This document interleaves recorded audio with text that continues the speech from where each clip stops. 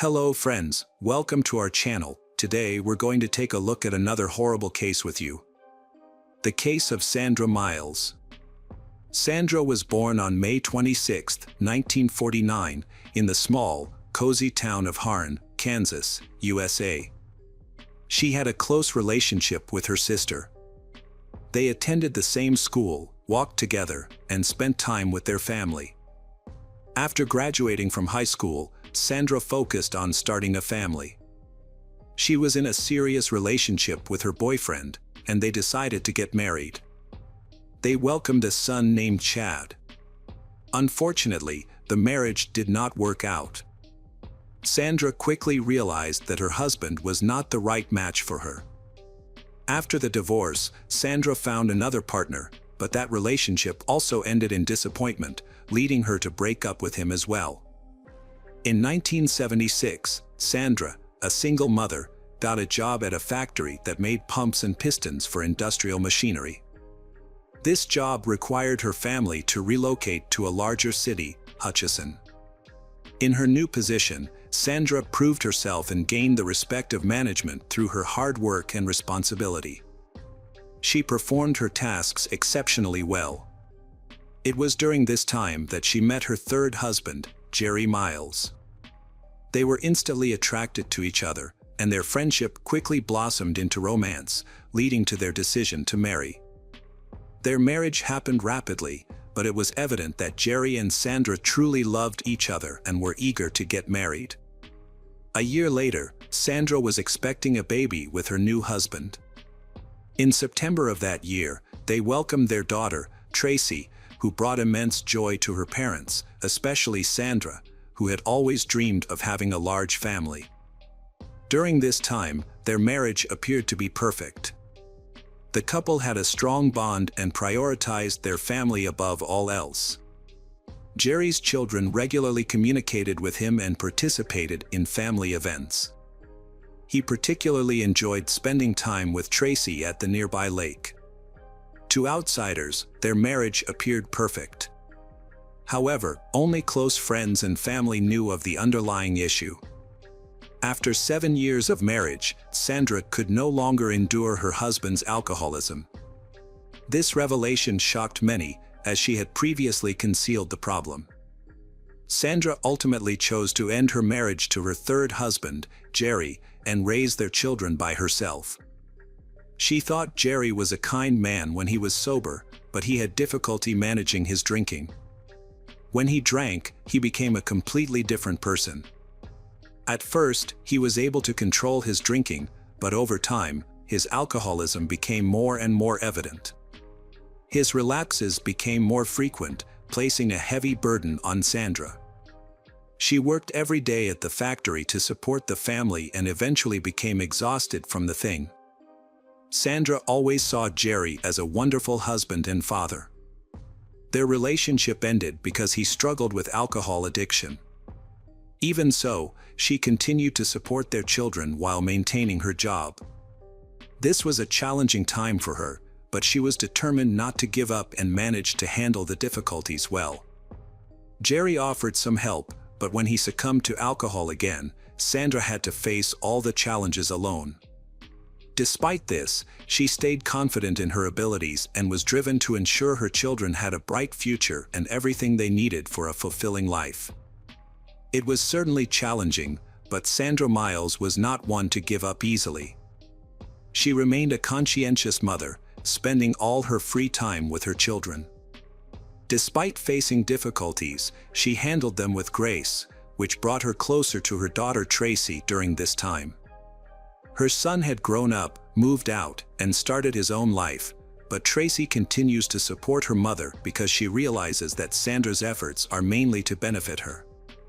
In the spring of 1997, Sandra's relationship with Tracy, her 16-year-old daughter, began to deteriorate.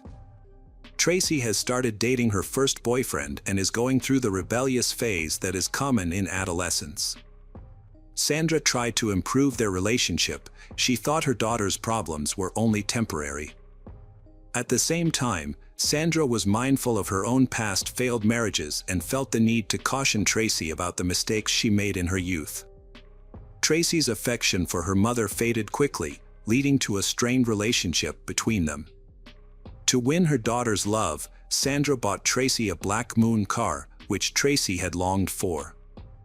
This gift excited Tracy. She adored her car and made a point to arrive first at school every day so everyone would notice it. It seemed like Tracy had a bright future ahead, and she represented hope for Sandra. Sandra was determined to do whatever it took to help her daughter succeed. However, fate can be cruel. On March 20th, Sandra's son Chad and his girlfriend Mindy visited her with exciting news. Mindy was pregnant. Sandra was thrilled at the prospect of becoming a grandmother and eagerly anticipated the birth of her grandson. Unfortunately, Sandra would not live to see that moment. While Sandra's sister, Pat Douglas Butler, was having breakfast with her husband, she received an urgent call from Sandra's workplace. Sandra's employer reported that Sandra had been absent for 5 days. Concerned for her well-being, the boss tried to contact her but was unable to reach her. Pat also hadn't heard from her during this time, as they didn't typically call each other every day.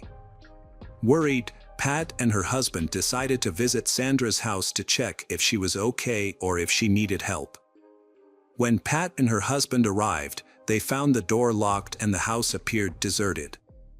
This was strange because Sandra lived there with her daughter, Tracy, who was usually very active and should have been home at that time. Then, Pat and her husband went to the school to look for Tracy. The teachers were confused as Tracy had also been absent for several days.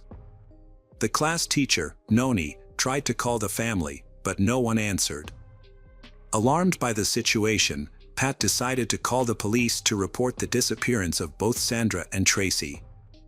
The officers took Pat's statement and assessed the situation. When they arrived, Pat was waiting for them and handed over a spare key to the front door that she had kept. Law enforcement officers entered the house and immediately detected a strong, unpleasant smell of decomposition, unmistakable in nature. The experienced patrol officers recognized the importance of preserving the crime scene to protect the evidence, so they called for backup. When additional police officers arrived, they discovered the decomposed body of a woman lying on her bed, covered with a blanket. Upon removing the blanket, they found a power cord from a household appliance wrapped around her neck, indicating she likely died from strangulation. Additionally, there were multiple injuries visible on her face and head. Due to the severe level of decomposition, the victim's identity could not be immediately determined. It was unclear how many blows she had suffered or what exactly was hit with, but it was clear that her death was not natural, it was a murder. A forensic medical examination was needed to understand the details surrounding her death. However, dental records confirmed that the body belonged to Sandra Miles. Besides, they could not find Tracy in the house, indicating that she was missing. At first, detectives thought Tracy might also be a victim of the same attacker. They searched the house thoroughly, but found no evidence suggesting she had been harmed like her mother. It was possible that Tracy had been kidnapped, placing her in great danger and requiring immediate action. She was added to the missing persons list, and the search for her began. It was unclear who would wish harm on Sandra, a woman who devoted her life to creating a future for her children. When Detective Hutchinson began investigating the case, they considered every possibility, including neighbors and her ex-husband. The aim was to uncover who had a motive for the murder of 48-year-old Sandra Miles and the disappearance of Tracy. Sandra's family, sister, son, and ex-husband were quickly informed of the tragic news. All were in shock. Sandra seemed to have no enemies and was known as a kind and gentle person who worked hard to overcome life's difficulty and support her daughter. It was hard to believe anyone could be so cruel to someone defenseless. Tracy's brother, Chad, made an appeal through the newspaper, asking locals to help find Tracy, his only surviving family member who had been taken from him. Forensic experts have revealed harrowing details of Sandra's last moments. Sandra had been knocked to the ground by repeated blows to her head with a blunt object. While she was incapacitated, a power cord was used to strangle her. The presence of large bruises and internal bleeding indicated she endured a prolonged and violent assault. The medical examiner believed there were likely at least 2 attackers. Investigators suggested that the incident was a robbery gone wrong, possibly triggered when Sandra confronted the intruders as they attempted to steal from her home. Sandra might have seen them, then a fight broke out, and they murdered her because they were afraid she would report to the police. However, after inspecting the crime scene, detectives found this scenario unlikely. There were no signs of a break-in, and the house lost nothing, except Tracy's favorite car. It didn't make sense to commit murder for the sake of theft. The brutality of Sandra's injuries was notable. An ordinary robber wouldn't have wasted time with strangulation, they would have shot her to avoid confrontation. The severe damage to her upper body indicated that the injuries were not a result of panic from being caught, but rather a deliberate attack meant to kill. This level of cruelty suggested a culmination of a long-standing feud. Another possibility considered was that of a maniacal attacker, but generally, such individuals act alone. This crime, however, was clearly carried out by multiple people given the severity of the injuries. Now, the killers had taken Tracy captive, making it urgent to locate the criminals. The detectives believed that Sandra had willingly let her attackers into the house, as there were no signs of forced entry. Therefore, they recognized the need to continue the investigation. The police contacted all of Sandra's relatives, friends, neighbors, and co-workers as part of their investigation. The police focused particularly on her ex-husbands, as they might have motives rooted in resentment. Sandra's third husband, Jerry, who struggled with alcoholism, drew significant attention. He may have been unhappy after the divorce, and the detective speculated that he could have confronted Sandra while intoxicated, possibly leading to her death. However, the detectives to find that he had an alibi, so he was removed from the list of suspects. Police interviewed all of Sandra's acquaintances to identify suspects in the violent massacre and possibly Tracy's kidnapping. Sandra's sister, Pat, informed detectives that she last saw Sandra alive 5 days earlier. On that day, she received a work call around the same time Tracy visited the school where she studied, making it a key date in the investigation. Efforts to gather information from friends and acquaintances were unproductive. So detectives turned to the neighbors. They discovered that the neighborhood was peaceful and close-knit, where everyone was familiar with one another. The next day, news of the incident at Sandra's house spread quickly. A crowd gathered in the yard and driveway, prompting the police to restrict access to the area. Many neighbors stopped by out of curiosity, anxious to learn what had happened. There was a growing concern in everyone, as they realized a dangerous killer, and possibly a kidnapper, was still at large, especially since there had been no word from Tracy. Fortunately, some witnesses in the crowd provided valuable information to the detectives. A neighbor who lived directly across the street reported seeing Tracy about 5 days earlier, on March 25th. He had noticed her with 2 young men. They all got into one of the guy's cars and drove away, and he never saw them again. This account raised questions about the nature of Tracy's disappearance, as it didn't fit the typical scenario of a schoolgirl being kidnapped. The friends, identified as Mark and Jay, lived nearby, so the detectives decided to interview them at their homes. Mark quickly left as several police officers spotted a red car in the distance. When Mark noticed the police approaching, he sped away and vanished at high speed. This behavior seemed suspicious, so one of the detectives alerted the patrol nearby about his direction. Mark wouldn't have fled so rapidly if he weren't trying to hide something from the police. Luckily, it didn't take long for them to catch up. Mark was eventually stopped just a few kilometers from his home. Mark was driving his car with a friend who was anxious about the recent tragedy at Sandra's house. The two young men attempted to convince the police that their fear was the only reason for their unusual behavior, but seasoned detectives sensed they were hiding something. Consequently, both were taken to the police station for questioning. During the interrogation, the young men insisted they were merely frightened by the news of the incident at the Miles residence. Their stories closely matched, but the police found no solid evidence against them, so they were released. However, they became important witnesses because the police were aware that Tracy had recently been in a relationship with a young man named Jeremy Bell.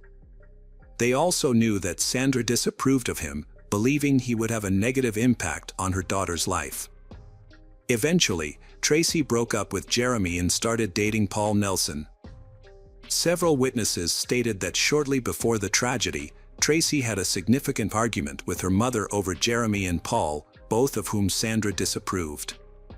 Detectives began interviewing numerous teenagers connected to this group. It was established that Tracy's ex, Jeremy, had a volatile temperament and had even made threats against Paul. However, Paul was not the main reason for Tracy and Jeremy's breakup. That was largely due to Sandra's disapproval, which may have prompted Jeremy's hostility toward her. In fact, the relationship between Sandra and Jeremy was extremely strained.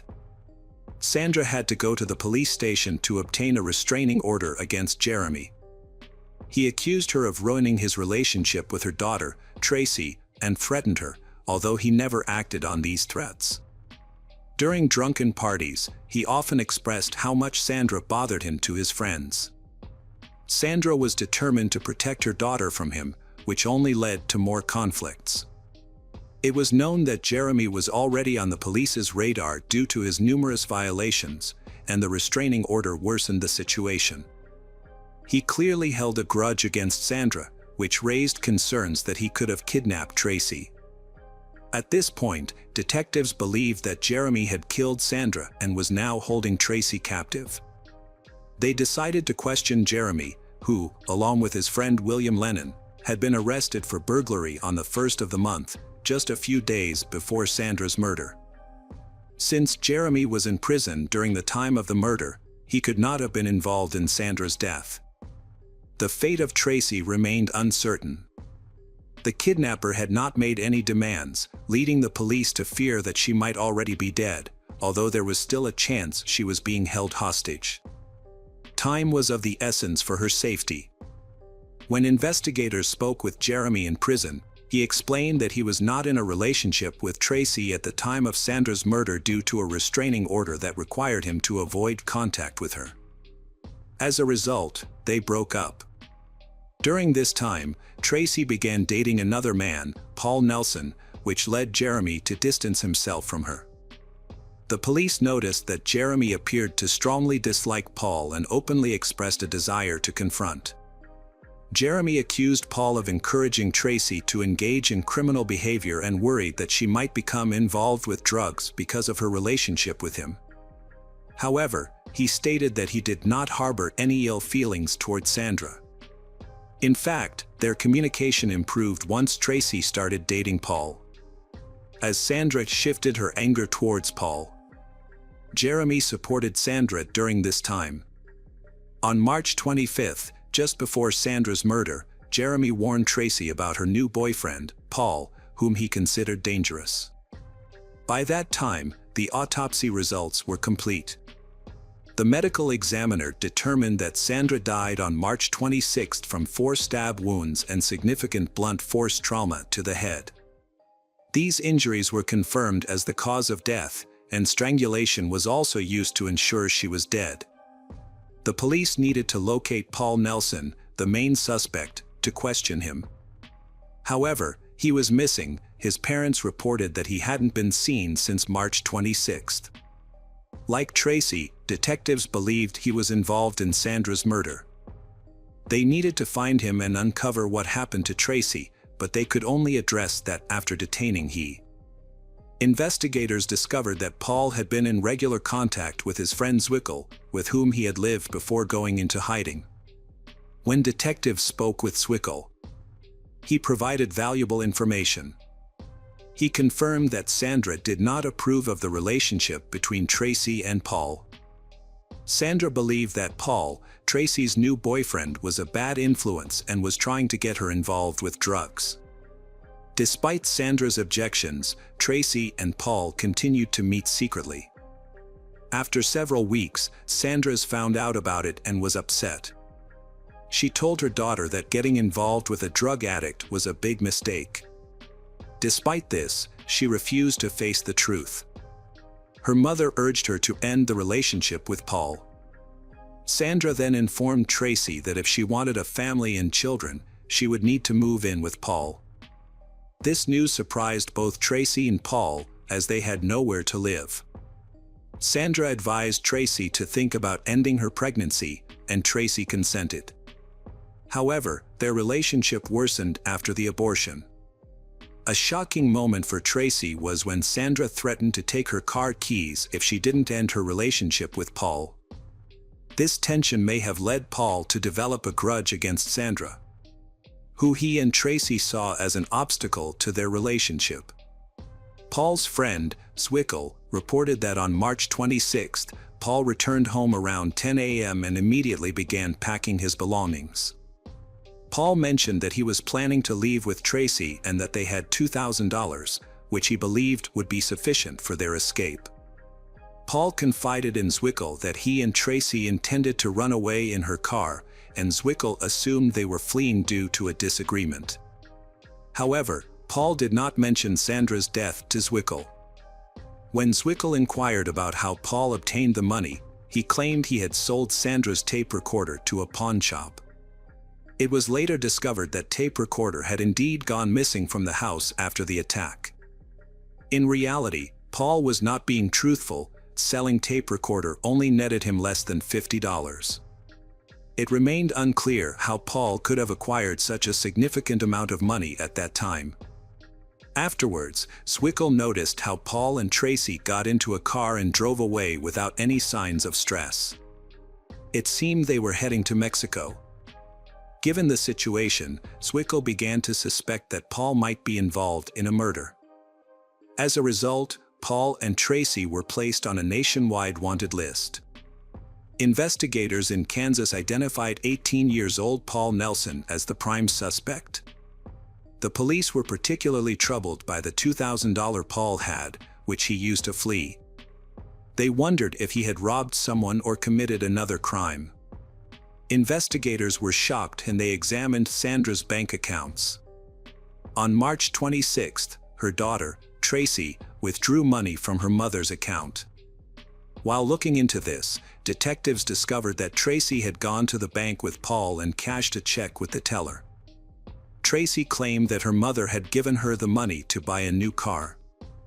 This raised serious suspicions about her actions. A bank employee reported that Tracy and Paul were calm during the transaction and showed no signs of worry. Amid suspicions that Tracy may have been a hostage in a kidnapping, police now have new suspicions. It seemed Paul's friend, Zwickle, was telling the truth. Could Tracy actually be a willing participant in the crime instead of a hostage? To investigate further, they reached out to Tracy's best friend, Candace Keno. Candace revealed that on March 25, Tracy had called her to share that a serious conflict had erupted with her mother. Tracy's mother had taken the car key away from her and threatened to kick her out. This created evident hostility between them.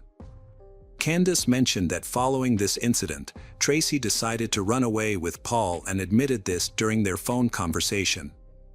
The officers' doubts were confirmed. It became clear that from the very beginning, no one had actually tried to keep Tracy as a hostage.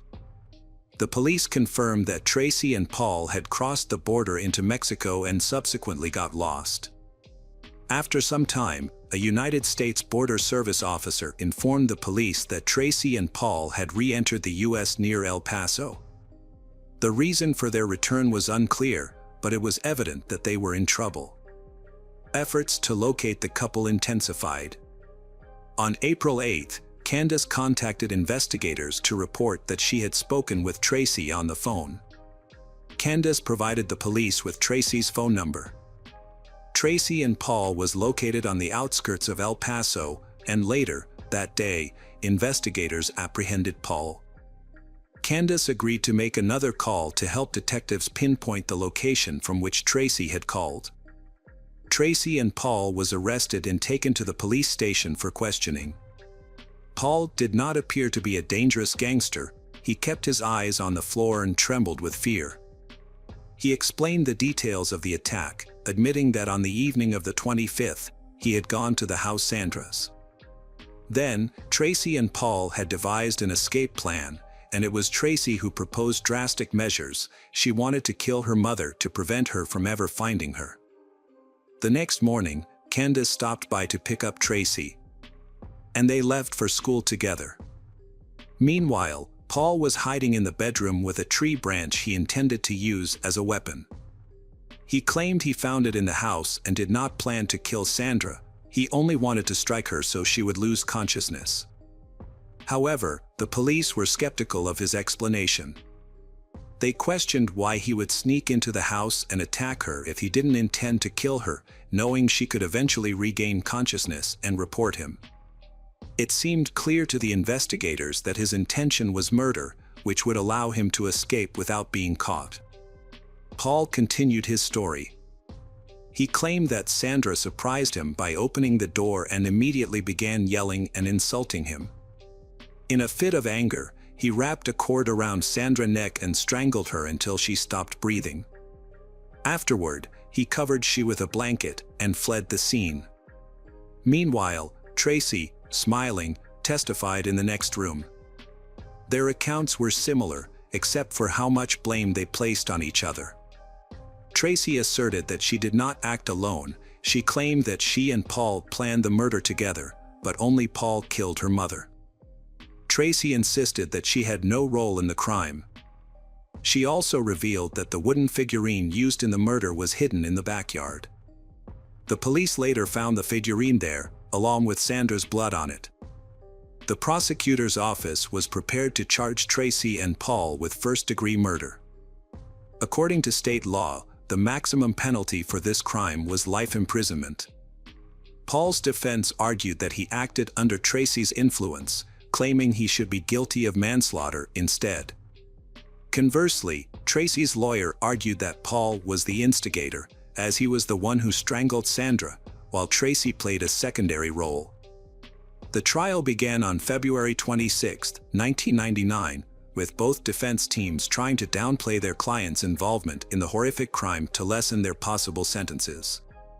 During the trial, the young defendants, Tracy and Paul, displayed disrespectful behavior and laughed provocatively. Tracy refused to meet with her family, even though they wanted to discuss her involvement in Sandra's murder. Her brother, Chad, particularly wished to speak with her. On April 22, 1999, the court sentenced Tracy Miles and Paul Nelson to life in prison, with a minimum of 25 years before they can apply for parole. After the judge announced the sentence, Paul made an obscene gesture. Both Tracy and Paul expressed dissatisfaction with the verdict and showed no signs of remorse for their actions. In the future, Tracy and Paul will have the chance to request early release, but Sandra's relatives hope that this does not occur.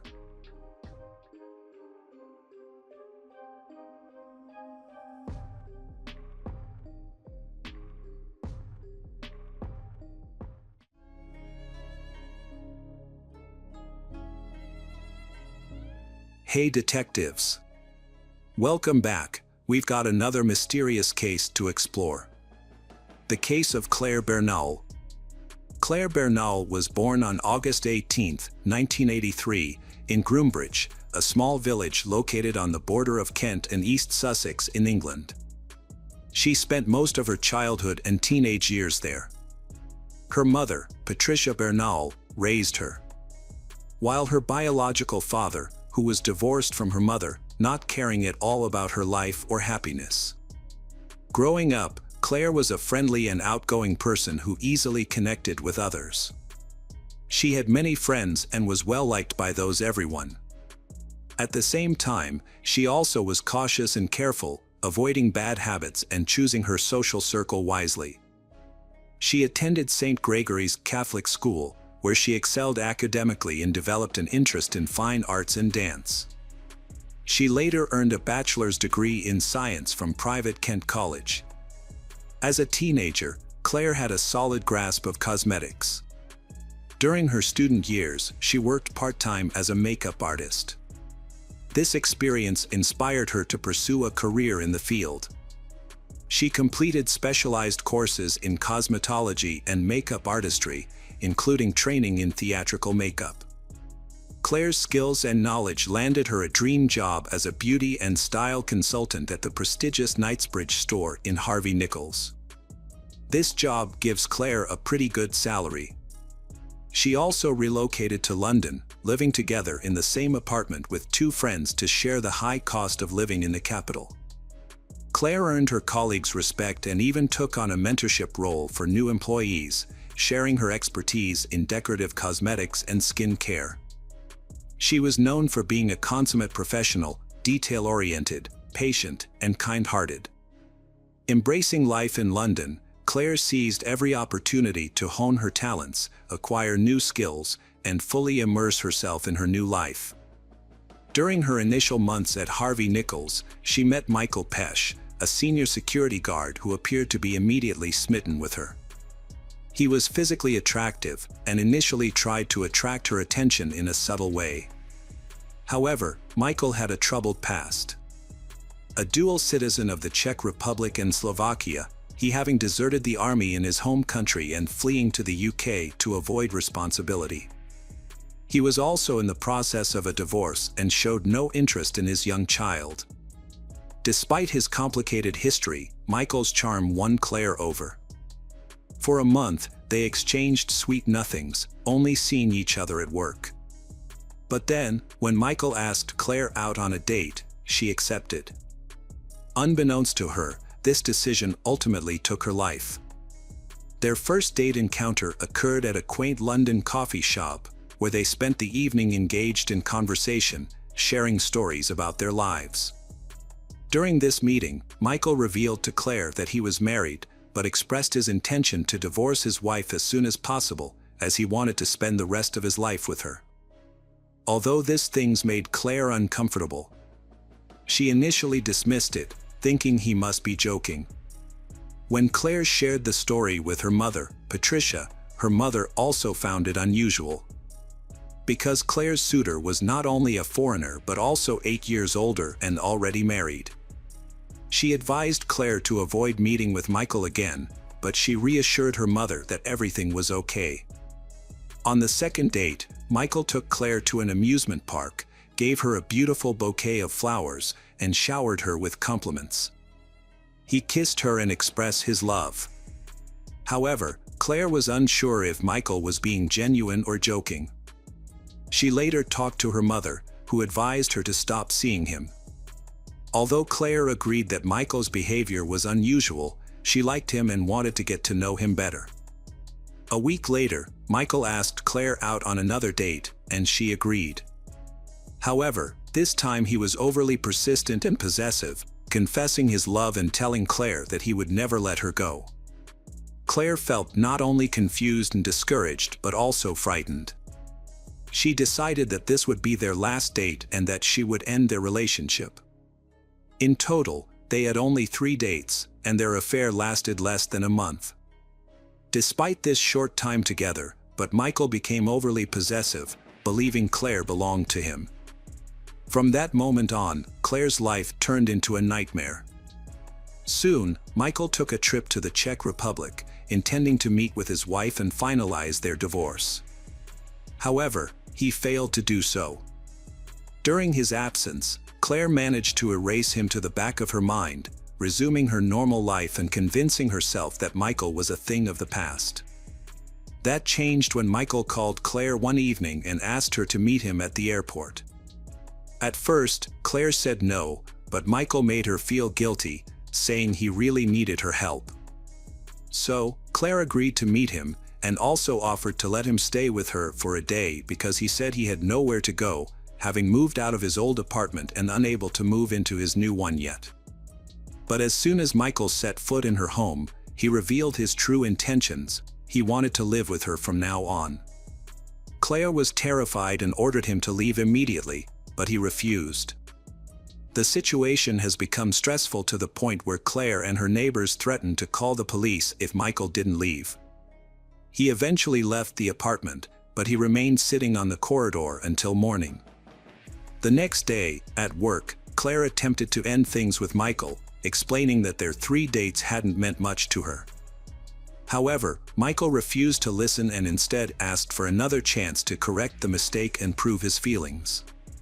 He showed up with a large bouquet of scarlet roses and walked Claire home, despite her refusal to accept the flowers. That night, Michael sat on the doorstep of Claire's apartment, refusing to leave even when a neighbor tried to intervene. He becomes aggressive, making a chilling threat. It would be easier for him to kill Claire than to let her go. His behavior and crazed look made it clear that he was serious. Although Michael claims to love Claire very much, his behavior suggests that he wants to control her. Claire tried to remain calm and reason with him, explaining that she had no feelings for him and regretted going on the dates. However, Michael responded by hugging her tightly and whispering that she loved him, but she just didn't realize it yet. He then attempted to kiss her, but Claire managed to break free from his grasp. The following months were incredibly difficult for Claire. She confided in her mother, revealed that she felt nervous and scared, knowing what to expect. She felt like she was about to have a nervous breakdown. At work, Michael would repeatedly walk past her store, staring at Claire throughout the day. He bombarded her with dozens of phone calls and sent up to 50 messages daily. In these messages, he confessing his love, pleading for forgiveness, and begging her to take him back, then making explicit threats, insisting that they would eventually be together again. Claire had changed her phone number multiple times, but Michael consistently managed to obtain her new number within a couple of days. What's more concerning was that he knew her home address and frequently staked out her house. At one point, Claire attempted to move to a new residence to escape the harassment, but Michael secretly followed her after work and discovered her new address.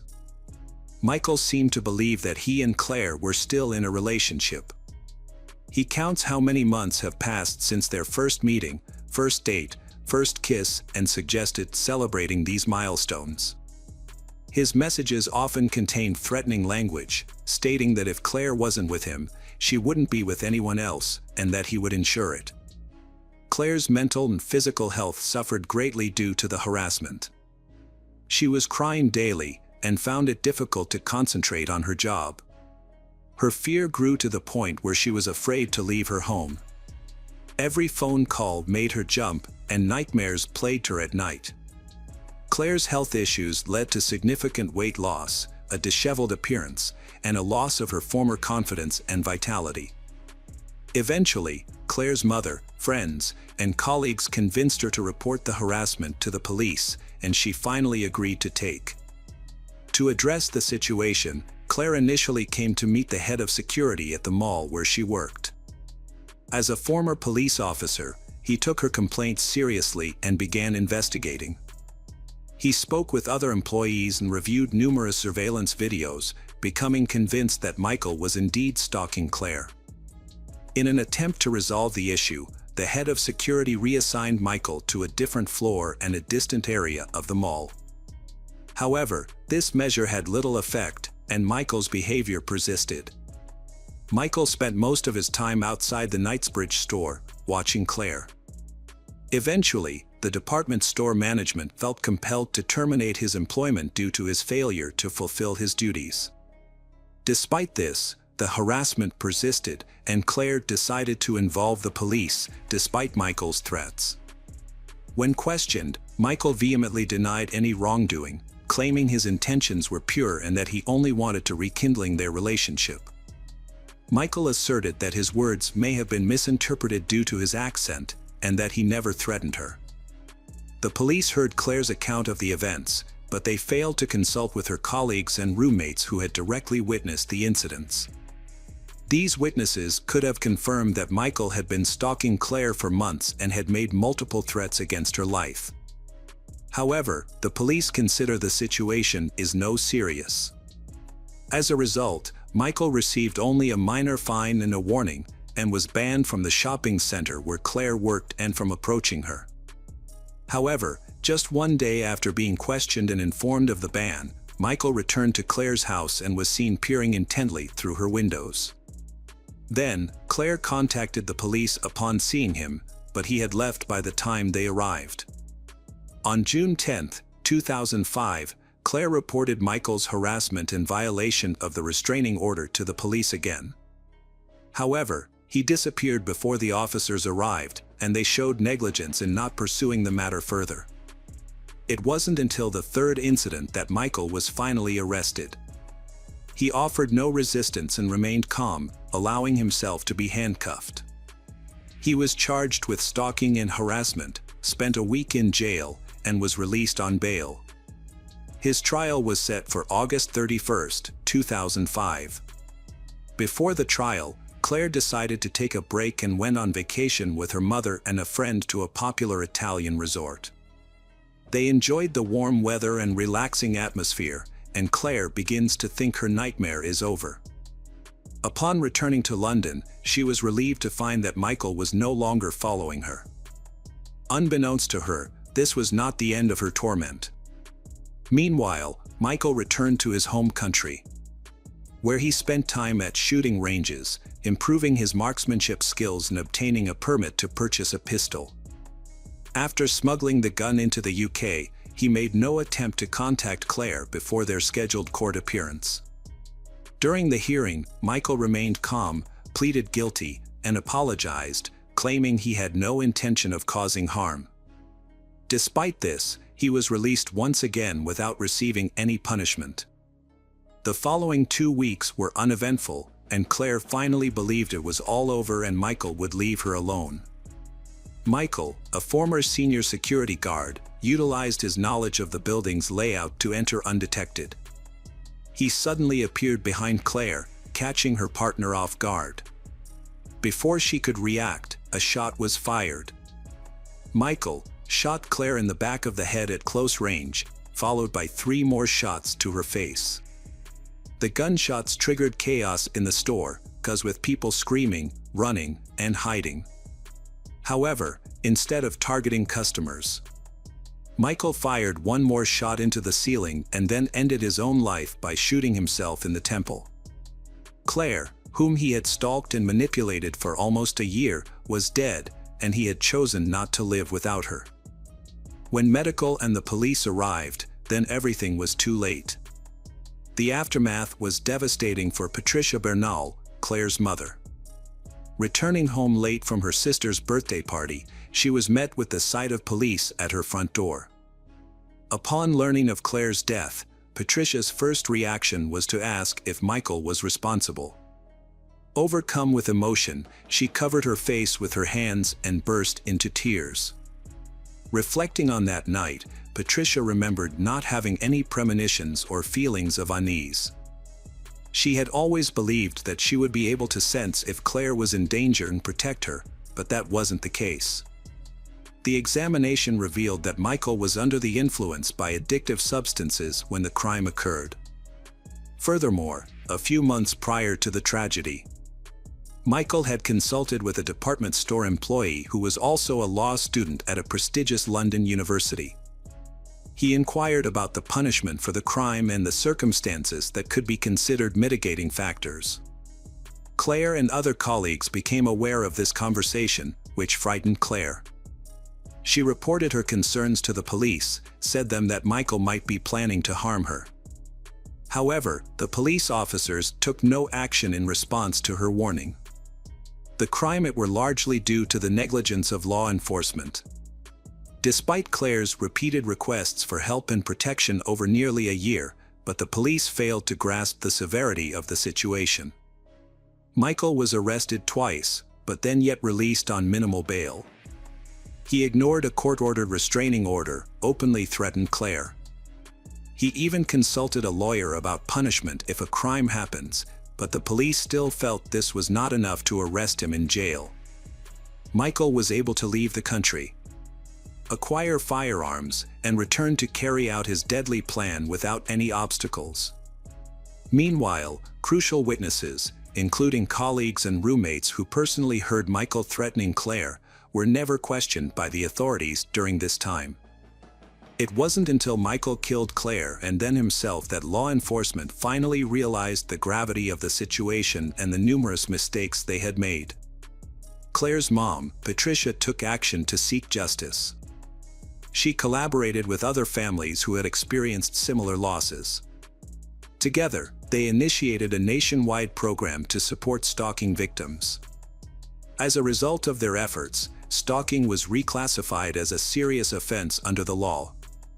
By 2012, a new law had been enacted that prohibited stalking entirely.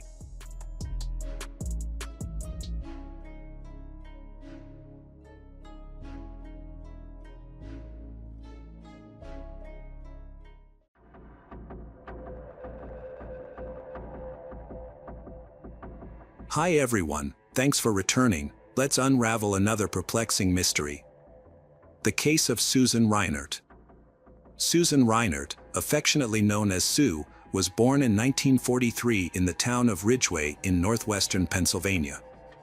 Her father, William Gallagher, worked as a newspaper sales manager, while her mother, Jane Gallagher, was a dedicated teacher. From an early age, Susan showed a passion for learning and a strong love of literature, suggesting that she might follow in her mother's footsteps into the field of education. While studying at Grove City College, Susan met a young Air Force recruit named Kenneth Reinert. Although their meeting was simple, it had a profound impact on her life. Susan and Kenneth's relationship deepened as they both pursued higher education. After much effort and determination, Susan graduated from college with a bachelor's degree. She continued her education, earning a master's degree in English from Pennsylvania State University. In 1965, Susan and Kenneth began their new lives after graduating from Grove City College. Because Kenneth was in the military, they had to move around a lot. They started by moving to Sacramento, California, then returned to the Northeast and lived in Rome, New York. The family even lived in Puerto Rico for a while before settling permanently in the Philadelphia area in 1971. In 1974, Susan Reinhardt, a devoted teacher and loving mother, experienced a turning point when she and Kenneth decided to divorce. The divorce was amicable, without legal disputes. Susan then became an active single mother, focusing on building a home for her two children, Karen and Michael. With her warm and friendly personality, she was well liked by her colleagues and students at Chestnut Walled Elementary School. In addition to her teaching career, Susan was actively involved with Parents Without Partners, especially in the Valley Forge program. After her mother passed away, Susan found strength and support from this organization despite her grief. Despite many challenges, she persevered through her involvement with Parents Without Partners. Susan's story took a mysterious turn. On June 22, 1979, Susan Reinhardt and her two children spent their day together. That morning, her son, Michael, had been with his father, Kenneth. That evening, they had attended a father-son baseball game. However, the game ended early when Susan picked Michael up at 8:30 p.m. That evening, Susan contacted her ex-husband's parents, Florence and John Reinert. Despite their divorce, she had maintained a good relationship with them. Susan checked the gas tank and found it was nearly full, enough for the trip to Allentown, Pennsylvania, a town about an hour's drive north. The purpose of the trip was to attend a single-parent conference and spend the weekend with her children. Susan had signed up to run a workshop there and keep the children involved in activities throughout the weekend. They planned to leave on Saturday morning and return home late Sunday. At around 9 p.m. on Friday night, Karen and Michael were playing outside, picking up hailstones left over from a summer storm. About 30 minutes later, neighbors heard Susan's orange-red Plymouth Horizon start. Minutes later, the car disappeared. Susan had left the house with her 2 children, possibly to visit her boyfriend before going to the conference. She was in a long-term relationship with William Bradfield, a fellow teacher. Although they tried to keep it a secret, the relationship was causing tension in Susan's marriage to Kenneth. There were even rumors that Susan and William might get married. On June 22, 1979, Susan and her children set off after visiting her boyfriend. They planned to travel to Allentown, about 49 miles north, to spend the night at a motel. However, they never arrived. Susan and her children disappeared without a trace, leaving those who knew and loved them distraught. On June 25, 1979, Susan's Plymouth hatchback was discovered in the parking lot of the Host Inn in Harrisburg, 87 miles from Allentown and 97 miles from her home. Tragically, Susan's lifeless body was found in the back of the car.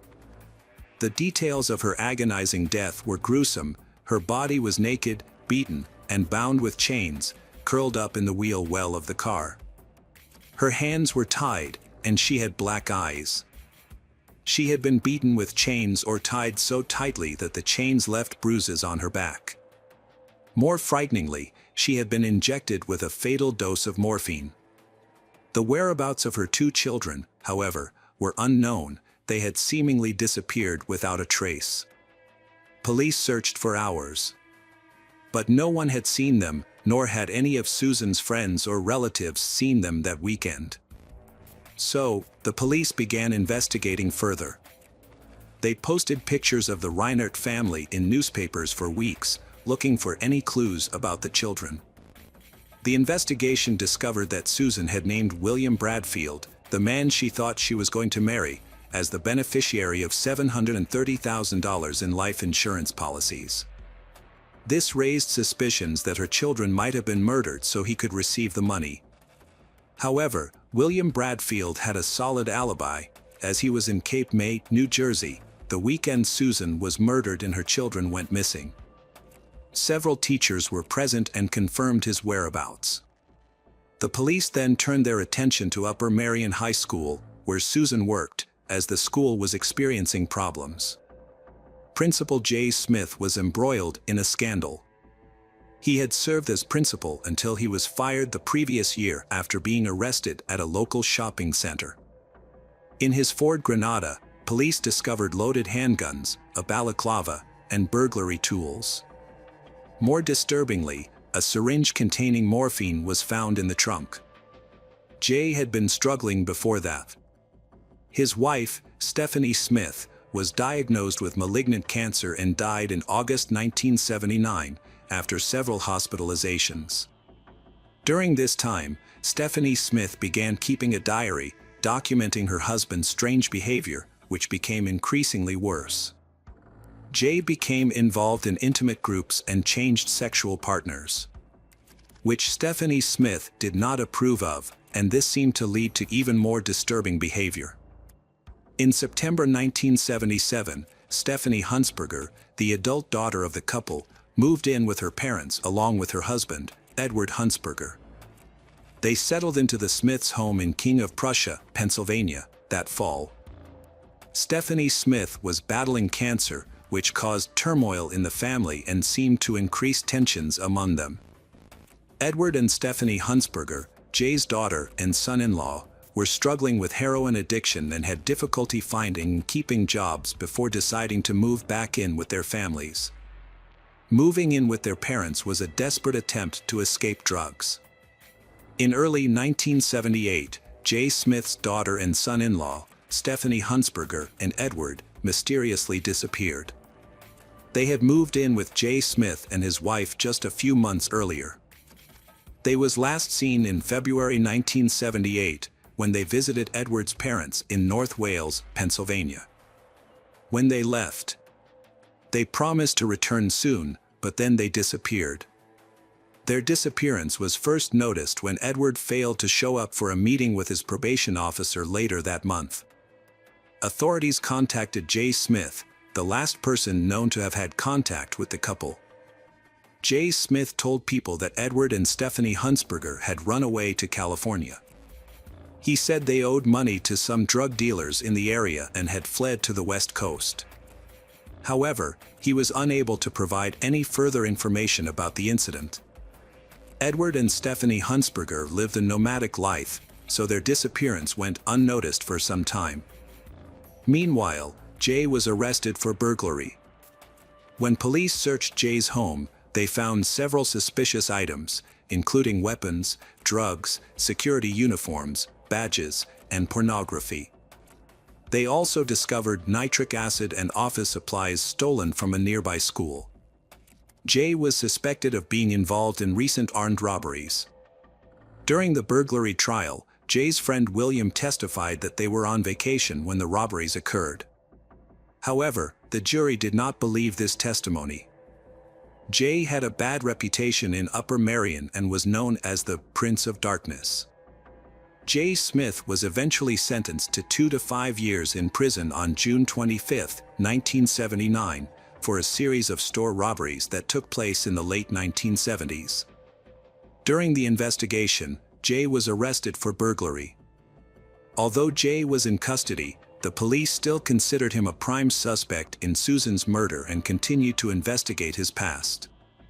They made a remarkable discovery: Jay's daughter and son-in-law had also disappeared under similar circumstances as Susan and her 2 children. This led the police to suspect that there might be a connection between the 2 disappearances, Susan's death and the disappearance of her children.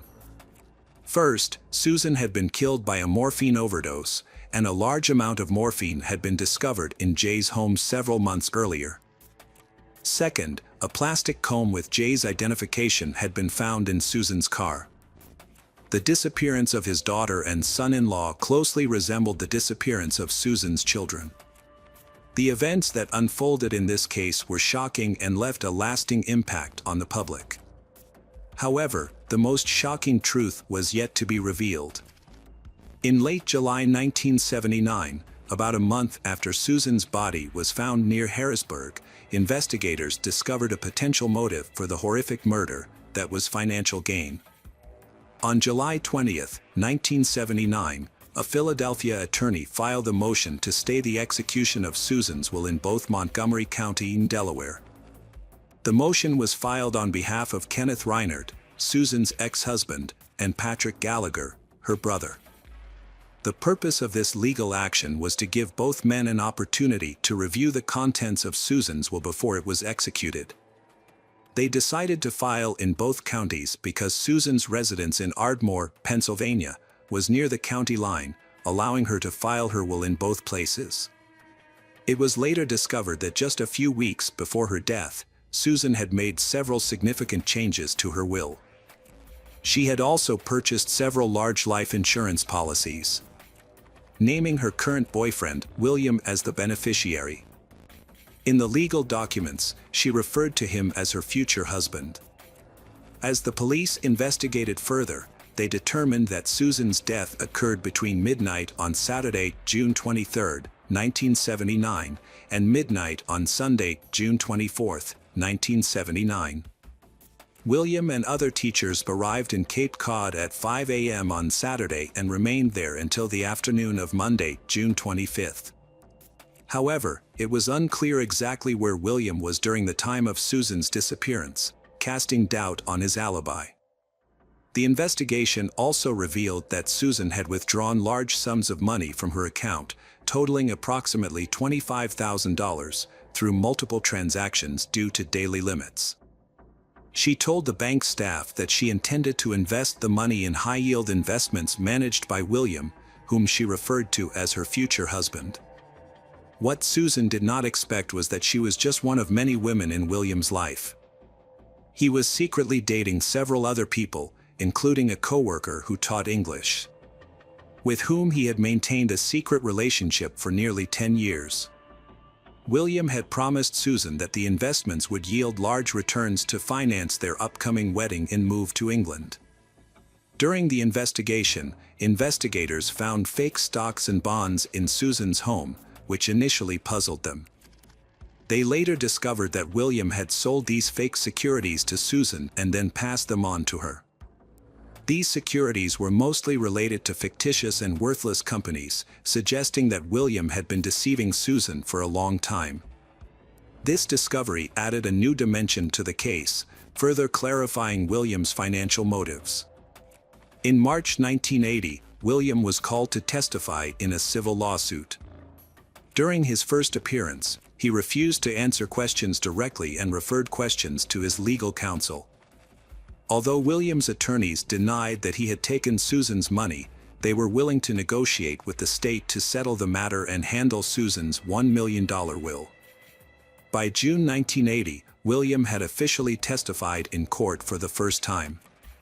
He denied most of the allegations related to the case, insisting that his relationship with Susan was not as serious as she had told her relatives. He also denied any plans to marry Susan later that year, contrary to what Susan had shared with her close friends. William made unsubstantiated allegations about Susan's relationship with Jay Smith, the former principal of Upper Marion High School, although there was no evidence to support these claims. On the contrary, many of Susan's relatives and friends confirmed her long-term relationship with William. It should be noted that Jay Smith was in prison during the trial. William did not explain why Susan chose him as the heir to her $1 million-plus estate. Instead, he described Susan as unreliable and troubled. William also blamed Susan for her problems and claimed that he was only helping to solve her problems, especially in the civil lawsuit over the missing $25,000. In June 1980, Susan's brother and ex-husband filed a separate lawsuit. They wanted to recover the entire $450,000 insurance policy that Susan had received a few weeks before her death. The intention was to put the money in a trust fund to conduct their own investigation. The case was complicated and full of unexpected events. On February 20, 1981, William was arrested by the police on 3 charges, 2 counts of theft and 1 count of conspiracy. He was accused of keeping $25,000 that Susan had given him to invest. William was released on bail on February 23, 1981, but his criminal trial was scheduled to begin the following month. Before the criminal trial began, the civil case was closed. It was decided that $36,000 from Susan's estate would be used to further investigate the children's clothing and settle a dispute over the remainder of her will. This prevented William from receiving any money on August 3, 1981. William's criminal trial lasted 5 days and ended with a guilty verdict on the theft charge. Delaware County District Attorney Edward Weiss then asked that William's bail be increased from $25,000 to $75,000. The reason was that they believed this sentence increased the risk of William fleeing, especially since there was a possibility that he would be charged with murder. Judge Robert A. Wright granted this request. On April 6, 1983, William was arrested by the Pennsylvania State Police on several felony charges, including 3 counts of murder, attempted murder, kidnapping, conspiracy to kidnap, and obstruction of justice. The jury concluded that William knew about the plan to kill Susan and her children and was involved in the crimes. Although Jay Smith was believed to be involved, he was not charged at the time. Part of the indictment was based on the testimony of Proctor Noel, a fellow inmate, who stated that during a game of chess, William confessed to his involvement in the murders. The arrest of William Bradfield in April 1983 was a major step in the investigation of the case. Although there was no physical evidence linking William to Susan Reinert's death or the disappearance of her children, prosecutors were confident in the case. William's previous burglary convictions and his connection to the suspected body dumping led to more serious charges in the 1980s. Jay Smith, who was serving time for other crimes, was forced to testify before a grand jury despite invoking his Fifth Amendment right to remain silent. William Bradfield was also called to testify in 1984, but details of his testimony have not been released. The hearing was reportedly related to the disappearances of Stephanie Hunsberger and Edward Hunsberger, Jay's daughter and son-in-law. In April 1985, Jay was asked to provide handwriting samples to compare with old documents that might be related to the plan to kill Susan Reinert. This investigation led to Jay's arrest on June 25, 1985, exactly 6 years after Susan Reinert's body was found. Jay was charged with 3 counts of first-degree murder and held in custody while awaiting trial. In 1984, Joseph Wambaugh, a well-known crime author, published a book about the case. The book supported the theory that Jay was the killer. A television movie based on the book was later produced, bringing the case to national attention. Jay maintained his innocence throughout his imprisonment.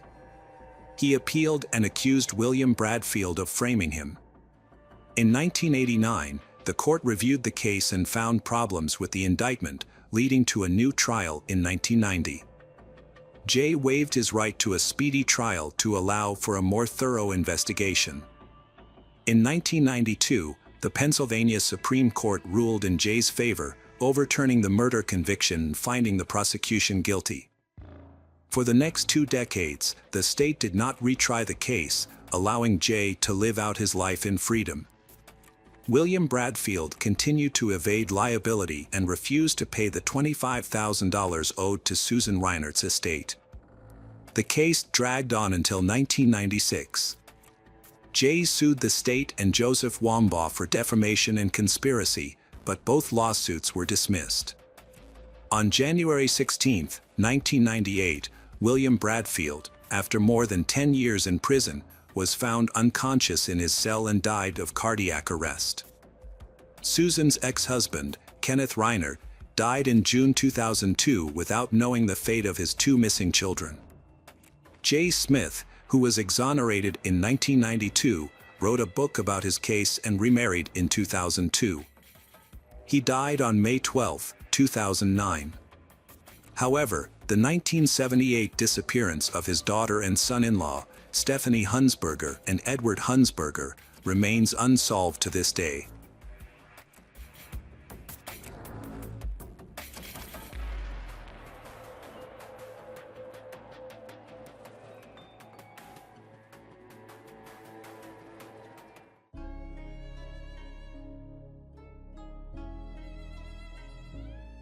Welcome back, detectives. Let's dive into another horrible case. The case of Eva Blanco. Eva Blanco was born on February 17, 1981, in Spain. Her father is Manuel Blanco, and her mother is Olga Puig. In 1997, the Eva family moved to Algete, a small city near Madrid. They chose this place to enjoy a peaceful life, away from the hustle and bustle of the capital. Of the 3 sisters Eva, Rebecca, and Maria, Eva is known as the quietest girl when she is with her close friends and relatives. However, Eva always radiates as a cheerful, trustworthy, and wonderful companion. She is also very active in sports activities, and this passion brings Eva endless joy and happiness. At school, she is admired by many people for her charm and warm, friendly personality. Eva is a good example for her younger sisters and is a responsible girl. She always followed all the rules set by her parents, including the curfew, so that they did not have to worry or be upset. However, on fateful day, things did not go as planned. On the afternoon of April 19th, Eva and her friends were playing tennis, enjoying the carefree moments of youth. They had no idea that this seemingly normal afternoon would soon turn dark and sad. On Saturday evening, as the sun set, they decided to go to a local disco to enjoy their strong friendship and spend time together until late at night. Eva asked her mother for permission to come home later than usual. Olga, seeing that her daughter was always responsible, agreed to let Eva stay until midnight before going home. It was late at night, and the clock struck 11:30. One by one, the group said goodbye to each other and returned home, including Eva. Little did she know that her journey home would lead to dangerous mysteries. Eva and her friend decided to take a shortcut through a vacant lot to get home faster. It was a route she had taken many times before, but fate had other plans for her. At 11:45 p.m., they parted ways, and Eva began walking through the familiar dark vacant lot. As midnight approached, Eva's mother became worried that her daughter had not returned home. She contacted Eva's friends for information, but they said they had broken up and that Eva was supposed to be home by then. This made her even more worried. She decided to alert her husband, a tow truck driver, who soon began searching for Eva in town. They were joined in the search by their nephew, a local police officer, and the father of one of Eva's friends. At 1 a.m., Eva's parents reported their daughter missing to the local civil police station. However, they were disappointed by the lack of interest shown by the police, who took just over an hour to file a missing persons report. The police downplayed the seriousness of the situation, suggesting that children Eva's age were often on drugs and that she might be lying in a doorway or on the sidewalk.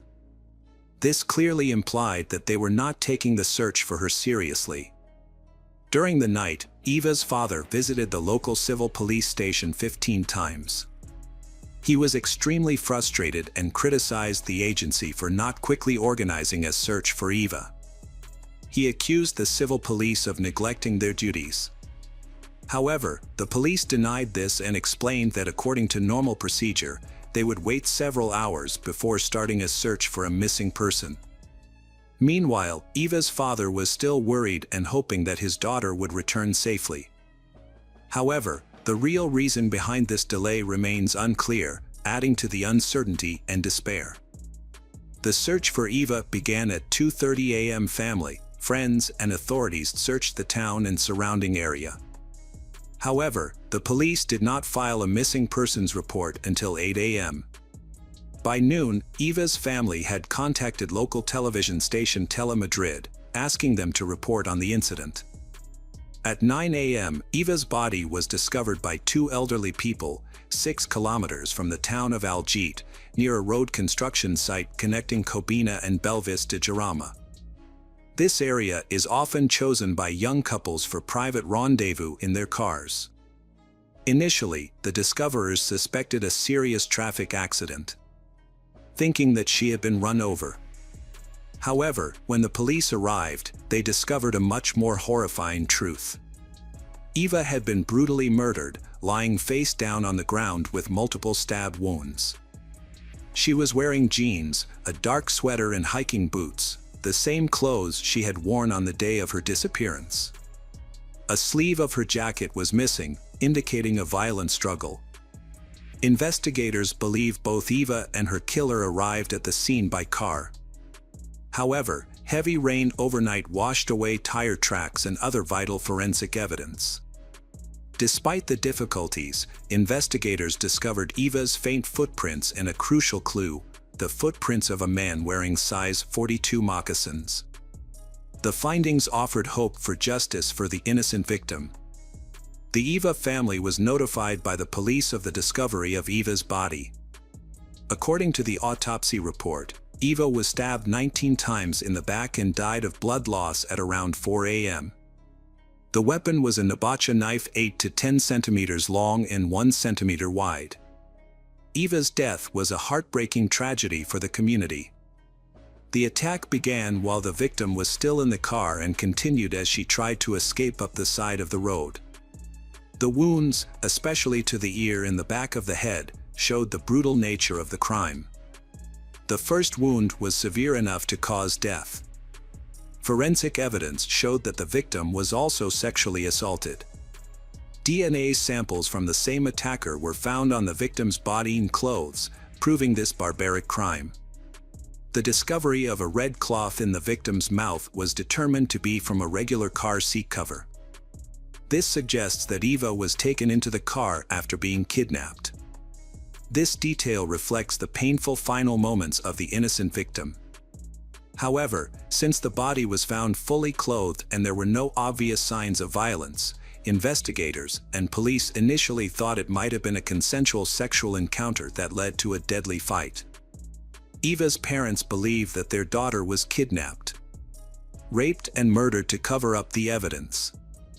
They do not agree with the view that Eva committed suicide. The police expect the case to be solved quickly. They suspect that an acquaintance of Eva's offered to drive her and took her to a secluded place, a popular spot for couples, where the tragedy occurred. Police initially suspected Eva's ex-boyfriend in Fuente El Saz, but he was cleared after questioning.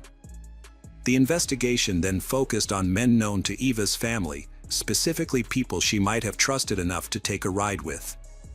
Nevertheless, as the case became more complex, police could not dismiss the possibility that the perpetrator was a complete stranger. But Eva's friends were adamant that she would never take a ride with a stranger and believed that she had been forced into the car.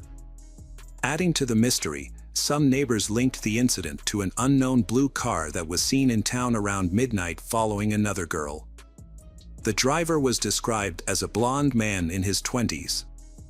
Unfortunately, no one recorded the license plate number, leaving a vital clue in the case untraceable. During the investigation, investigators discovered unidentified male bodily fluids on Eva's body and clothing. However, this information was kept secret and not disclosed to Eva's family or the public.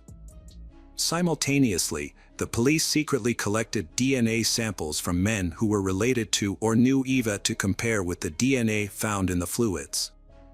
Eva's father's, Manuel, DNA was taken from a cigarette he had smoked while drinking coffee and discussing the case with the police. Other samples were discreetly collected from alcohol tests or from cups used by the suspect in a bar.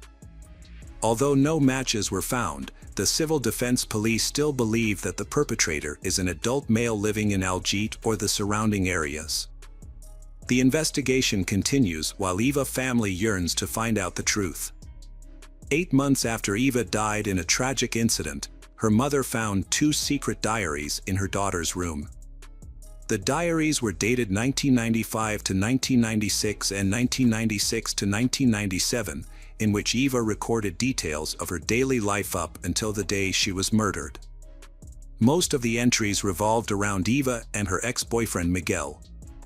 Their names were repeatedly written in different colors of ink throughout the pages.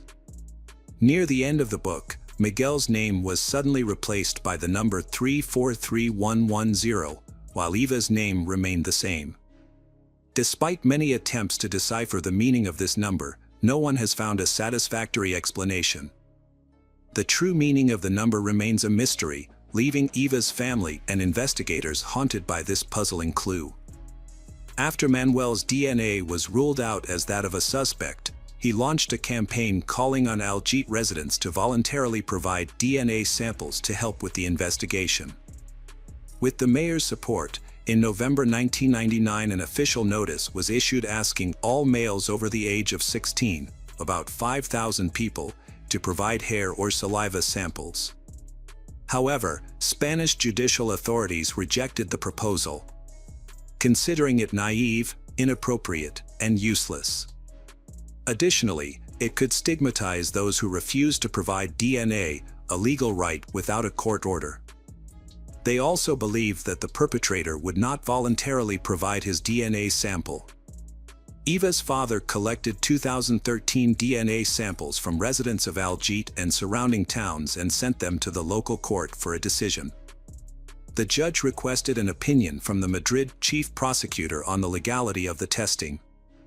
On March 30, 2000, chief prosecutor stressed that only those suspected in the investigation should be tested, not all volunteers. Consequently, only 45 samples were tested, including 12 from Eva's relatives, acquaintances, and the people with criminal records, especially cases involving sexual crimes and knife violence. Time passed and the case went cold. But the turning point of the case occurred when a woman reported to the authorities that she saw a suspicious man at the construction site around 8 a.m., before Eva's body was found. The man was sloppily dressed, walking in the rain without an umbrella, looking as if he had been up all night, and appeared to be searching for something before getting into a white Renault 18. Police considered her testimony credible, as several other witnesses had also reported seeing the Renault 18 years ago, matching the fibers found on Eva's body. On October 28, 2013, police released a sketch of the suspect, made with the cooperation of a new witness. The man was described in 1997 as being about 35 to 40 years old, 170 to 180 centimeters tall, weighing 75 to 80 kilograms, obese, with short brown hair, a square face and hard features, and deep-set eyes. He was wearing a white shirt, a V-neck sweater, and was driving a white Renault 18 with red upholstery. A secret telephone number and email address were set up to collect information, receiving 100 emails by January 1, 2014. In late 2013, the investigation took a major step forward when DNA from the fluid suggested the suspect was of North African origin. Police asked 300 North African men who had lived in Algiers in 1997 to volunteer their DNA samples. A former neighbor of Eva's, now living in the south of France, had a close match to the killer, suggesting the DNA in question could belong to the neighbor's sibling. Subsequent DNA analysis revealed a man named Ahmed Chel. On October 1, 2015, Ahmed was arrested outside his workplace in Vizel-Sum, France, in a joint operation by the civil police and the French gendarmerie. Ahmed Chel was born on March 1, 1963 in Taza, Morocco. He married a 20-year-old Spanish woman in 1989 in Madrid and became a Spanish citizen in the 1990s. They had one child and Eva was 5 months pregnant when Ahmed's wife was murdered. They were not registered residents in Algiers because they lived in the truck of Ahmed's employer, where he worked as a delivery man, about 4 kilometers from the scene of the crime. In 1999, the Chels moved to France, where they separated amicably but were still listed as married in Spain. In 2003, Ahmed remarried a young Moroccan woman who lived near the Swiss border and had children. He worked as a welder on agricultural machinery but struggled with relationships with his colleagues. When confronted with DNA evidence, Ahmed claimed that 2 unidentified men had taken him to Eva's body and forced him to touch her. However, his ex-wife denied this, telling reporters that Ahmed had actually gone out with his brothers, as they often did on weekends. She revealed that one of the brothers had said he had been at the same club as Eva and had spoken to her after she had a fight with her ex-boyfriend. Eva returned to the club at 11 p.m. with friends instead of her brothers. Ahmed's ex-wife said that she and her brothers had not been questioned by the police. She denied that Ahmed was abusive but admitted he was aggressive when drunk. Female colleagues and clients found Ahmed unapproachable, aggressive when drunk, and unsuitable for women. Eva's family had little contact with Ahmed's brother and had not met Ahmed. On October 5, 2015, Ahmed attempted suicide but failed, after which he agreed to be deported to Spain for trial. At a hearing on October 13, he remained silent but provided DNA. He was detained until DNA testing confirmed his involvement. In January 2016, the prison psychiatric unit removed Ahmed's anti-suicide measures. Ahmed claimed he had been forced to touch Eva, denied any penetration, but could not explain why his bodily fluids were present in her genital area. On January 29, 2016, Ahmed was found dead in his cell, having committed suicide by hanging himself with his shoelaces. The trial officially ended on February 15, 2016. Eva's family, despite finding their daughter's killer, were disappointed that he was not held accountable for his brutal actions. However, they believe that justice will be served in the afterlife. Eva's story is a journey to find justice after loss. The community unites to find answers for the young girl whose life was taken.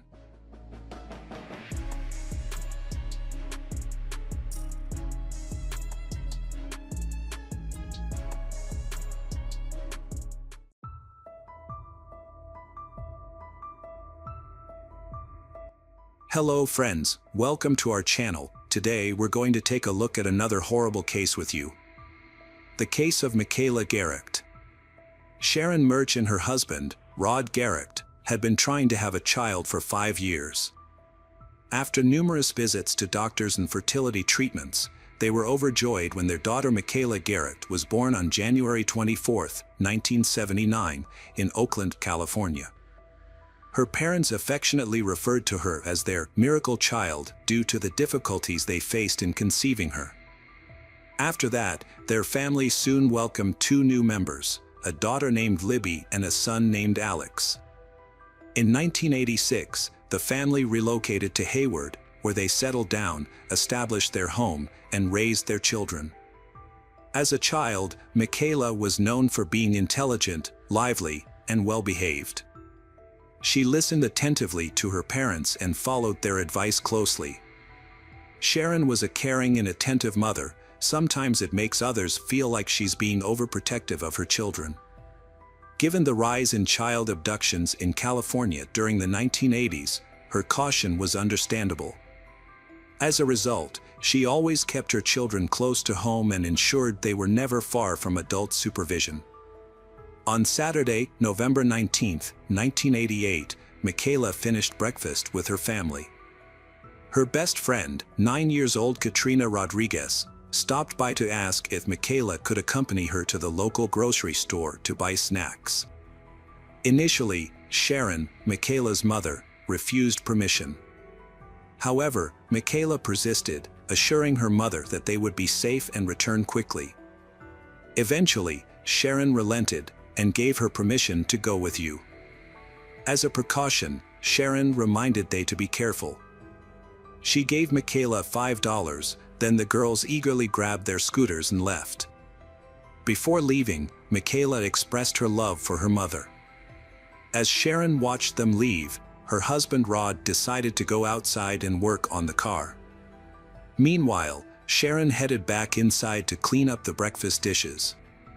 Unbeknownst to her, the next few minutes would alter her life forever.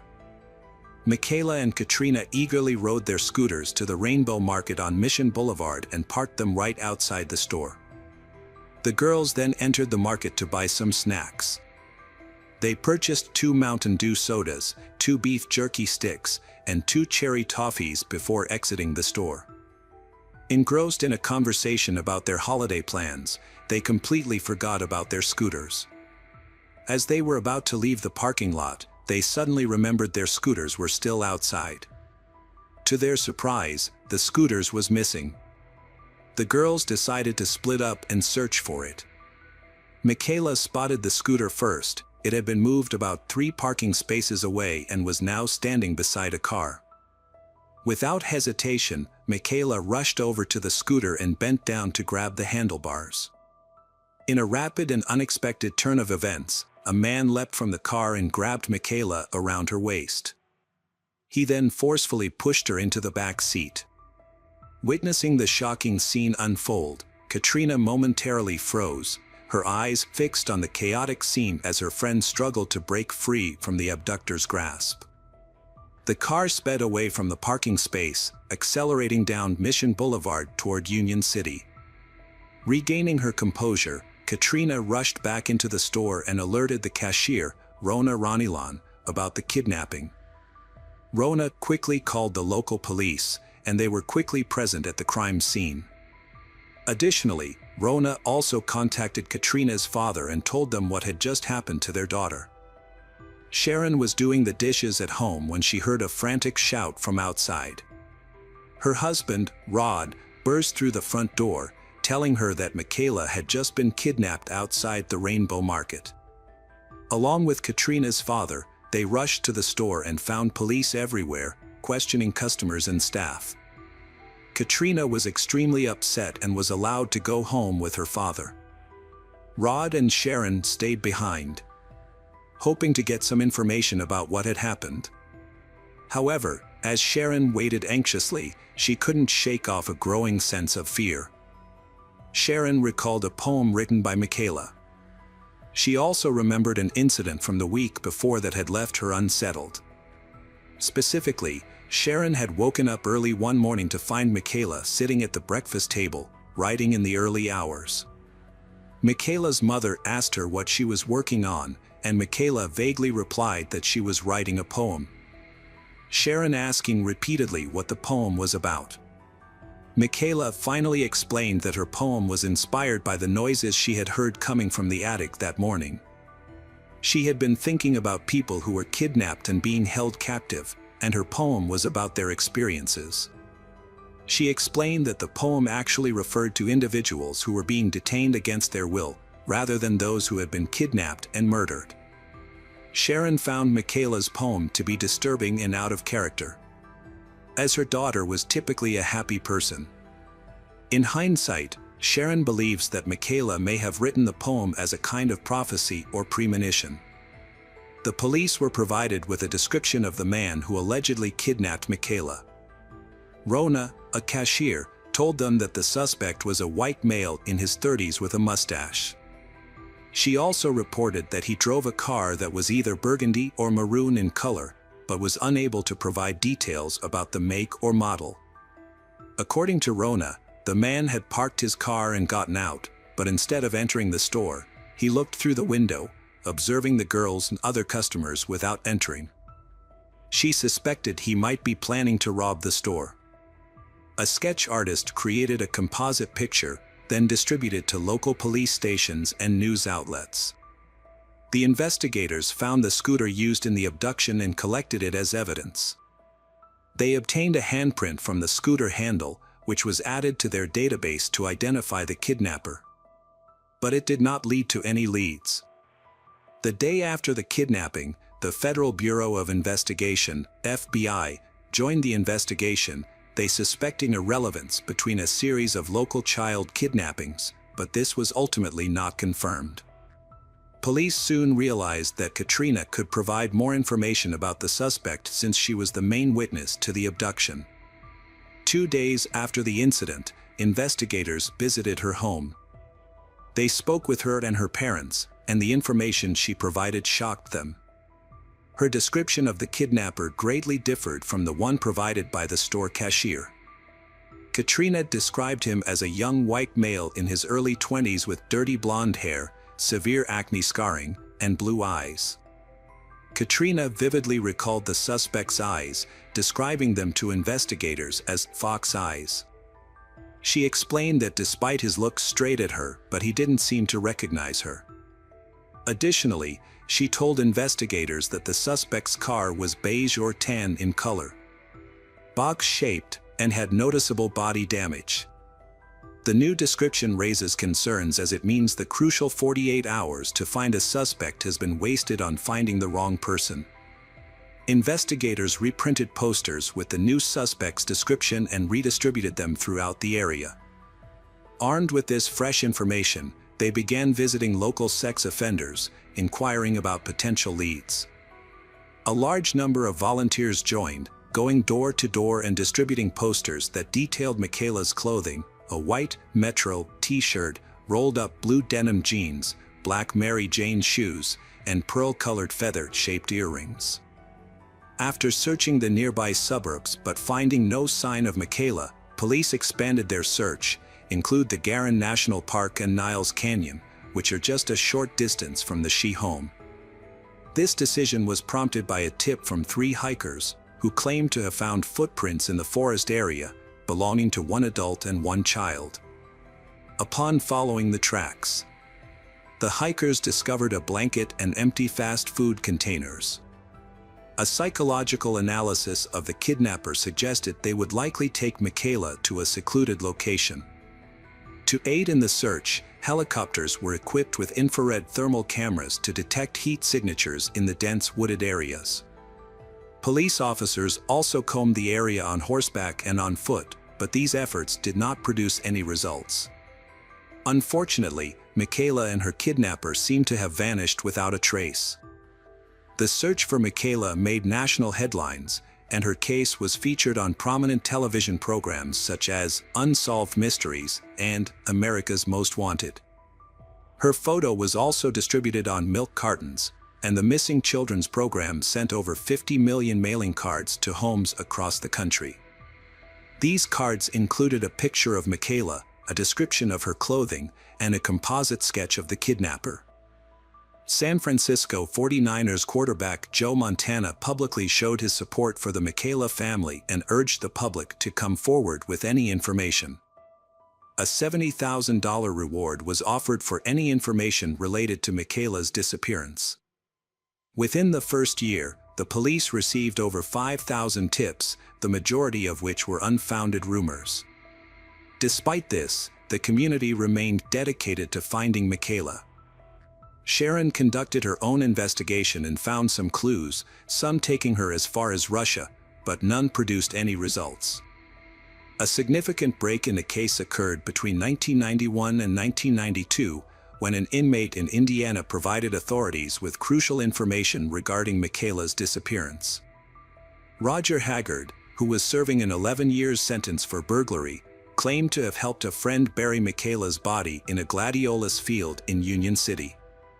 At first, the investigators were skeptical and did not think his claims were credible enough to be investigated further. Undeterred, Roger decided to reach out to the media for help. In 1992, he wrote a letter to the San Francisco Chronicle, stating that he knew who had kidnapped Michaela and where her body was buried. He offered to lead investigators to the location. Investigators brought Roger to California to testify before a grand jury. Roger repeated his earlier claims under oath, promised to lead investigators to Michaela's burial site and the home of her killer. The next day, a team of investigators accompanied Roger to the field where he claimed Michaela's body was buried. After 8 hours of searching, Roger confessed that his claim was false. He explained that his intention was to provide the Michaela family a sense of peace after all these years. This confession had even more serious consequences for Roger. He was charged with perjury and received an additional 6 years prison sentence, along with an order to pay $6,000 in damages to Michaela's family for giving them false hope. This development would not be the only one to shake the investigation. Authorities also kept an eye on another individual, Lawrence Binder, 43, a wastewater treatment plant worker. He appeared to be a normal man, married with a family. However, suspicions were raised when investigators received a tip from East Bay Area parents about his disturbing behavior. These parents claimed that he had been sending gifts and money to young girls in an attempt to befriend them. What's more, some of the letters he wrote were written in reverse, requiring the recipient to use a mirror to decipher their meaning. As investigators dug deeper into Lawrence's past, they found that he drove a distinctive light blue van with the license plate, "Love You." The interior of the van was peculiarly decorated with photos of small children, children's drawings, and biblical verses. Furthermore, Lawrence had a previous arrest record for attempting to lure 2 young girls into his van, although the charges were eventually dropped. Lawrence often inserted himself into investigations of missing children. For instance, following the 1988 disappearance of Michaela, he reached out to her mother, Sharon. He also contacted Kim Schwartz, the mother of 7-year-old Amber Schwartz, who went missing in June 1988. In both cases, the mothers eventually told the police that they felt uneasy about Lawrence's persistence in contacting them and trying to stay updated on the developments in their daughters' cases. After uncovering a series of unusual circumstances, the investigation led authorities to suspect Lawrence of being involved in a series of child abductions. When Amber went missing, Lawrence wrote to the police predicting the next victim would be a 9-year-old girl. This proved true when Michaela missing. Lawrence further raised suspicions when he sending a Christmas card with a picture of a girl holding up 4 fingers to an FBI profiler.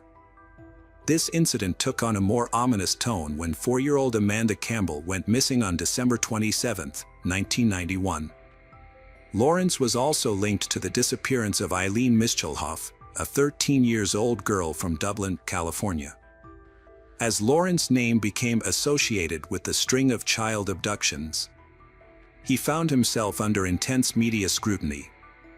His unusual behavior and fascination with the cases sparked widespread public interest, leading many people to suspect he was involved. As a result, Lawrence and his family faced harassment and public backlash. However, after Lawrence sued the city of Fairfield for defamation and won, investigators began to reassess his role in the case.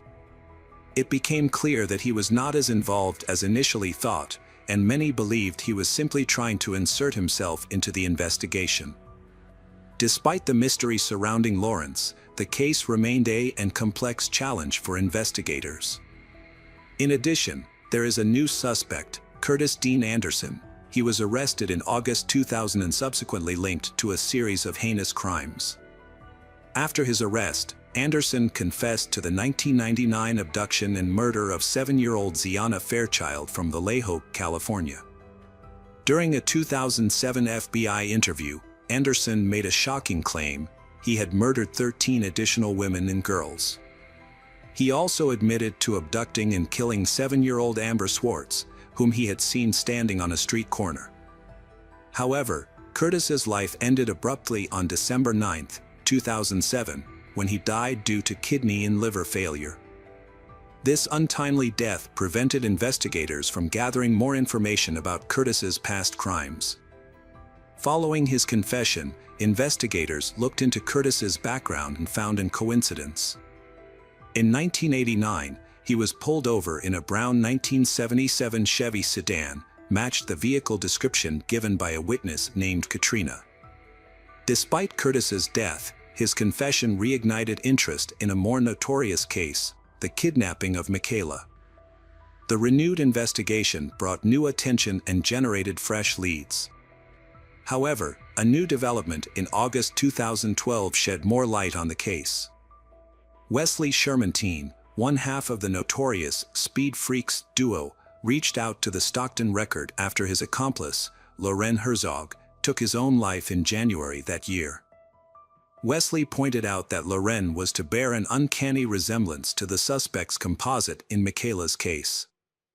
The resemblance between Loren and the kidnapper is further confirmed by Katrina's observations, which indicate that Loren shares very similar characteristics to Michaela's kidnapper. Following a lead from Wesley, investigators began excavating a well in Linden, California, where him and Loren was believed to have disposed of Michaela's remains. The excavation uncovered thousands of bone fragments, some likely belonging to Michaela. Although investigators never lost hope of solving the case, the mystery continued to baffle them. It wasn't until 8 years later that a useful clue finally emerged. The circumstances surrounding Michaela's disappearance were horrifying and had a profound impact on the public. However, more shocking revelations were yet to come. On December 21, 2020, the Hayward Police Department and FBI made a significant announcement in the Michaela case, revealing a surprising development. Despite initial suspicions focusing on Loren and Wesley, but then investigators charged 61 years old David Garrick with Michaela's kidnapping and murder. Advances in technology played a crucial role in solving the case, by linking David's fingerprints to those found on Michaela's scooter 32 years earlier, in 1988. David Misch has been charged with the murder of Michaela and is currently in custody at Santa Rita Jail in Alameda County. An examination of David's past reveals a disturbing pattern of crime that dates back to his teenage years. Born on February 19, 1961, in Chicago, Illinois, little is known about David's upbringing. However, by the age of 16, he had already become involved in criminal activities. In 1977, he was convicted of breaking into a house where he sexually assaulted a maid at knife point. He was arrested and sentenced but was paroled just a year later, in 1978. David's troubles with the law continued.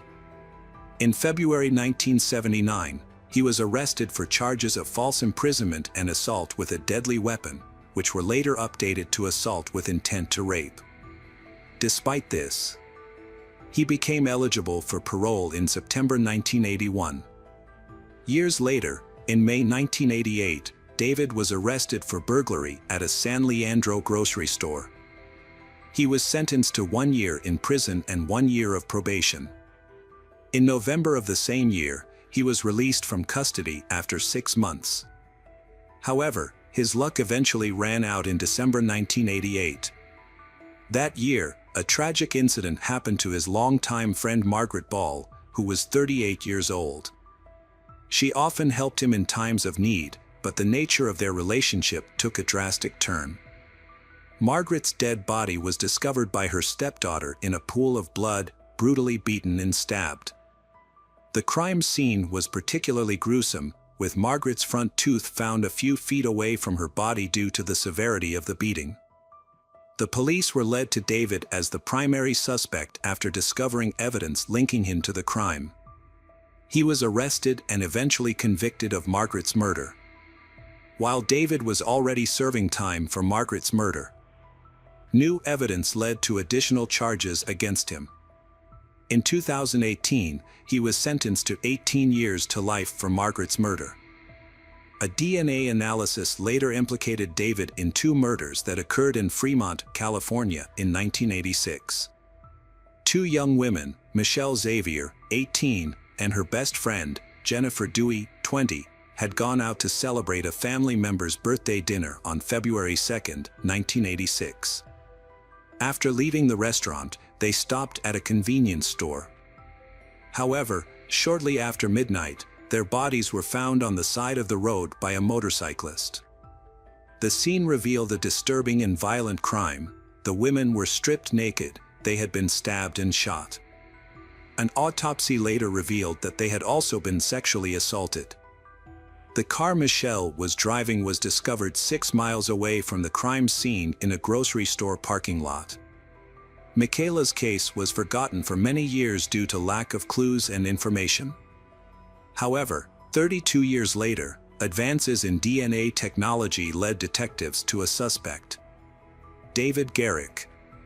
He is currently serving time, faces additional charges, including 3 counts of murder and 1 count of abduction, which could result in the death penalty.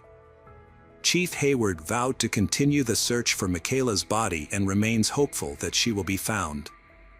Michaela's father, Rod Garrett, traveled over 100 miles to attend a recent press conference. He expressed a sense of relief knowing that the police have caught suspect. The authorities have a suspect to question, and hopefully, this person will provide information about Michaela's whereabouts. Sharon, Michaela's mother, was unable to attend a press conference due to her ongoing battle with metastatic cancer. Police Chief Hayward read a statement on her behalf, which revealed her struggle to accept the reality of her daughter's fate. In the past year, she had to accept the likelihood that Michaela was no longer alive. However, she found comfort in imagining her in a peaceful afterlife, sitting on clouds, walking on golden streets, dancing on hills, and so a ring among the stars. Bernie Castillo, the attorney for David, has been vocal about the case and strongly criticizes the investigation methods used to charge his client. He dismisses the evidence as junk science and finds it implausible that a handprint match was suddenly found after 32 years. Bernie believes the police are trying to pin the blame solely on David as a convenient way to close the case. Meanwhile, Katrina, Michaela's close friend and witness to the case, has been carrying guilt over, still remembers the tragic incident that occurred that Saturday morning. She feels that it should have been her, as the scooter that was moved belonged to her. This burden of guilt has caused Katrina to suppress memories of her childhood. In contrast, Sharon, Michaela's mother, dedicated her life to finding her daughter. Initially, she waited anxiously for news at the telephone and later turned to the internet for answers.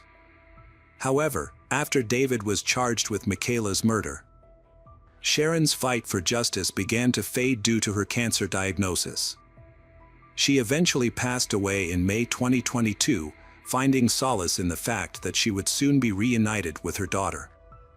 A new twist has arisen in the complicated case of David, who is currently awaiting trial for his alleged involvement in the kidnapping and murder of Michaela, as well as the murders of Michelle and Jennifer.